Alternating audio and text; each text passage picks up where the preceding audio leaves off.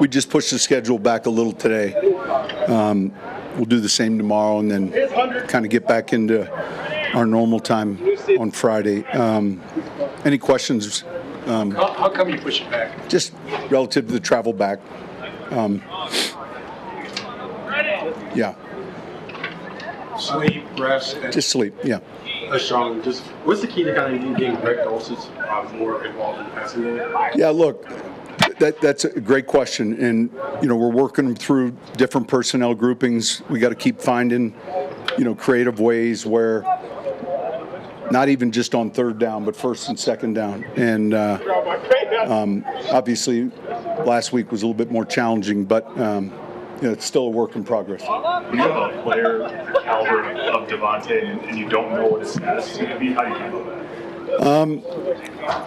Learned a lesson in 2013. I probably told you, DeMarcus Ware didn't practice Wednesday, didn't practice Thursday. We did our third down plan. There wasn't, we were 13-0 at this time, and there wasn't the proper attention given to if he would play. And then here it is Saturday night, he's running through the tunnel. Sack, fumble, 3 other sacks. And that same year then in the Super Bowl, Freeney was questionable. And so we're preparing for both those, we're preparing for the starters. And it was just a tough coaching lesson learned back in 13. Coach, the Raiders are going through some of their drama over the past 24 hours. What's it like? Is there any difference when you play a team that's going through their own? We're really worried about our own house. And I say that there's so many things each, Monday comes, we got some nicks, we got a different game plan. You really focus, I don't want it to sound cliche, but you focus on your own team. Yeah, we pay attention to the other team's injury report throughout the week, just like all opponents do, but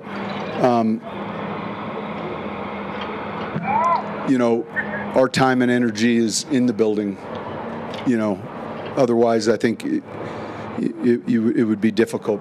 Sean, as you went back and looked at the film, Bo Nix getting off to a slow start, how much was the weather, how much was other stuff? Yeah, I think it was a lot to do with the weather, and I think it impacted both quarterbacks. I'm not making an excuse, but it was different. It was difficult, and yeah, I mean, there's certain things, certainly even as a play caller, of recognizing it, but it slowly cleared up a little bit, and I think both teams were able to get into a little bit more of what they wanted to do offensively. Did you see things in the run game when you watched that film that looked sustainable moving forward? Obviously, you said byproduct of the weather. Well, no, but I think Tampa, then New York. I just talked about how important the month of October is for teams in our league. You've gotten 4 games kind of on film with everyone, and there's really not this plateau. You're getting better, or it's the other. And so this is an important month of football, and we have to build on that relative to the run game. And after the game, you said at halftime you felt comfortable and good about where the game was at. Why was that? Well, you're on the road, and I didn't feel like a high-scoring game played in our favor against that team. And so, but you can't control that. It just was unfolding that way, and I told the players, this is frickin' perfect. It's perfect. And I just felt that way from experience. Sean, I heard Jake Plummer say that Bo's throwing a lot of good misses. Like he's putting where only if his guy can get it or nobody gets it. Can you differentiate between he throws off the mark or he's putting it where that is? Yeah, it's he's very accurate, and so if someone's getting covered and it's low and away, it's a good ball, not a strike versus a good hitter. He's real sharp with his location. And I would say that's something that's been pretty consistent, long before he arrived here. But he's doing a good job getting through his progressions, where he's going. I like what I've seen. You've talked about the race to get better Yep. early in the season. So 4 weeks in, where has this team come the farthest in that race to get better? Well, I think the last 2 weeks, we've defended the run better and we've run the ball better. That's one thing that I think is noticeable, and that's encouraging. There's a lot of numbers out there just about the work that Pat has done against Yeah. teams of both. What have you, just obviously he's a really good player, but what have you made specifically sort of about his play so far this season? Look, it's like the good news, bad news question all the time. The good news is you just did a great job against such and such. Then what's the bad news? Well, this week it's this, and so there's stress with that. There's certainly man assignments with that, and then how does that play out when it's zone?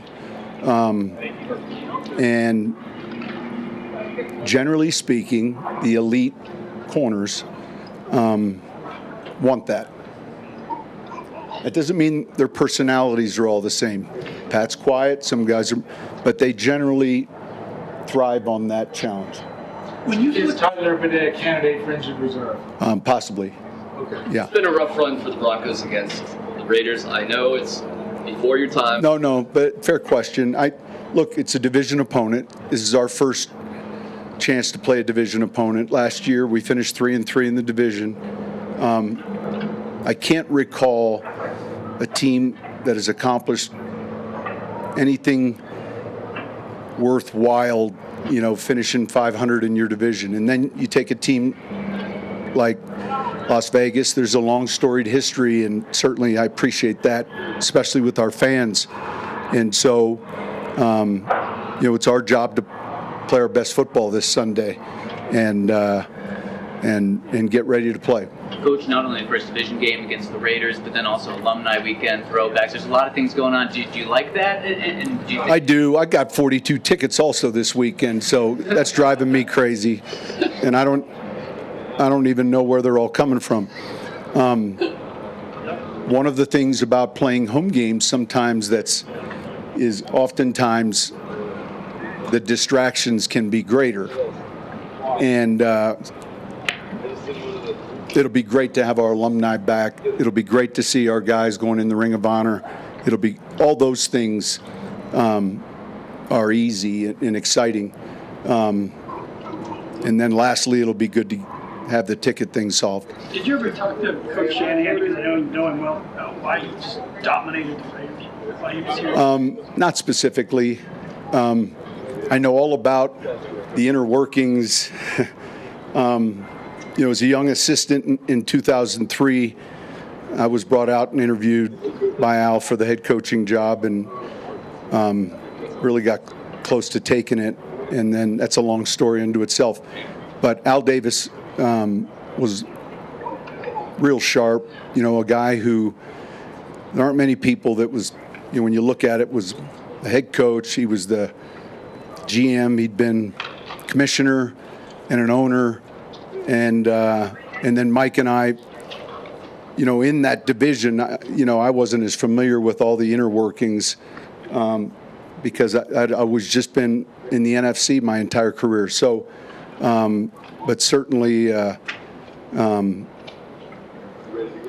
what's interesting with good teams is they tend to have success with a lot, you know what I mean? And they tend to play well on the road, and then they tend to, and so he had done a great job with a number of good teams.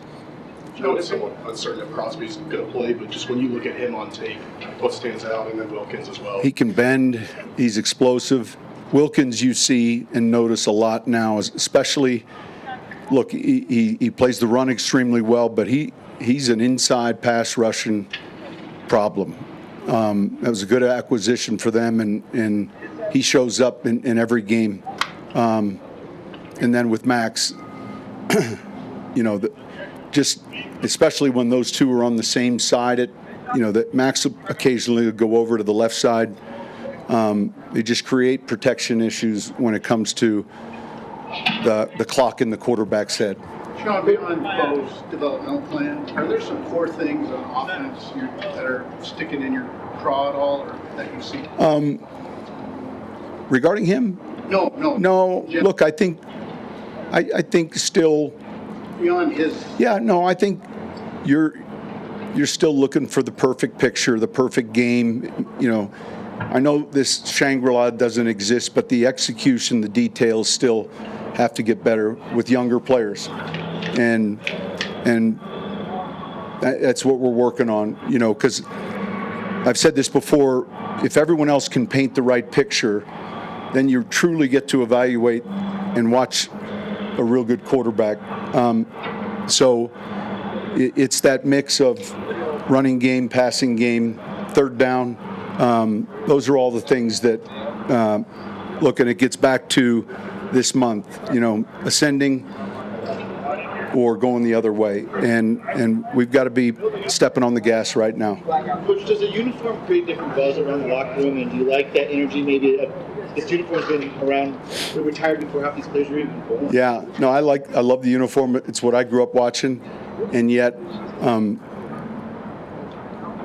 I don't the players. I don't know if it creates a different energy, but more importantly, you know, the timing is good for the players we're honoring that they wore that uniform. When you were doing your draft work this spring, what did you make of Bowers, and what have you seen from him, you know, so far? We liked him a lot. The year I was out, I went out to Georgia. I did a couple speaking engagements, went to a practice. He was an underclassman.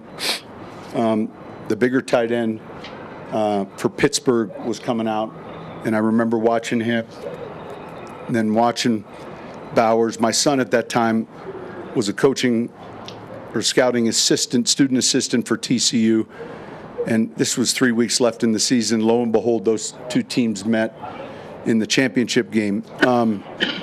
He's one of those joker tight ends that, you know, that can move in space. You can see and feel his football IQ when you watch him play. He's got exceptional hands. He's savvy.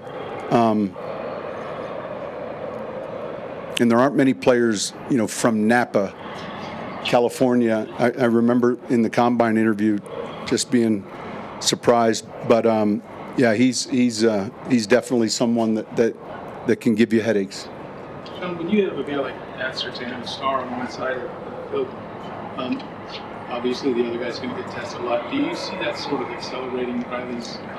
I think Riley's accelerating. You know, certainly Riley's aware of that. But I just finished telling Greg, George, and we were just sitting there talking, and I said, man, if you're watching the film of this guy play right now, he is he's playing at a high level. He's long, he's smart, super competitive.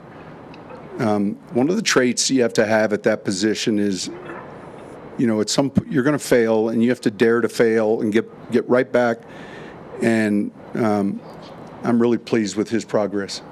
You've talked before about the mental toughness it takes to get out of a hole or a 2-start, something like that. Does it take the same mental toughness to keep success going and kind of stack these wins? Well, it's week to week. I do believe there's a fine line between a groove and a rut. It's real close either way. And so, yeah, I don't believe we've been in a rut yet, and I don't believe we're in a groove yet. I'll tell you when either happen.